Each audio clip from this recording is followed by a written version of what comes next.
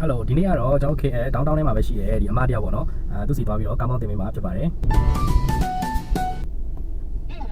အမကျွန်တော်ရောက်ပြီနော် Hi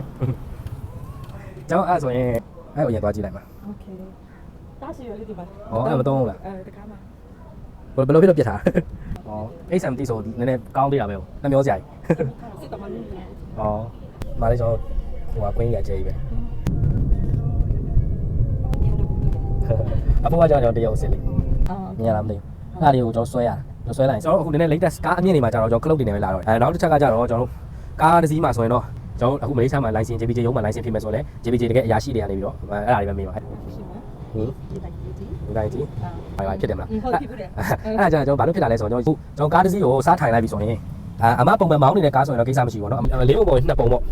ထောက်ဝက်မှာပဲအများကြီးရှိရမယ်ထောက်ဝက်မဟုတ်ရင်ကျွန်တော်တို့ထောက်ဝက်ကအောက်ပေါ့ဒီပြည့်ဆိုကျွန်တော်အရေးအကြောင်းပေါ့နော်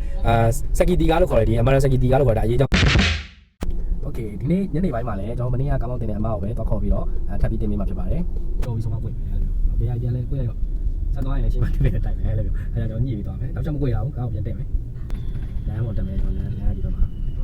ပဲပဲလေးယူပြီးသွားမယ်ကားမောင်းနေရုံနဲ့ဆိုတော့ကန်ကြီးလေးလာရွှေ့ပေးပါရှင်းအောင်လို့ဆိုတော့ဒီကကန်ကြီးလေးဒီနေ့မှာတော့ကျွန်တော်အရင်နေ့ကကားမောင်းတင်ပေးခဲ့တဲ့အမကိုပဲကားမောင်းထပ်တင်ပေးမှာဖြစ်ပါတယ်ဒီနေ့ကမိုးလေးနည်းနည်းအုံနေတယ်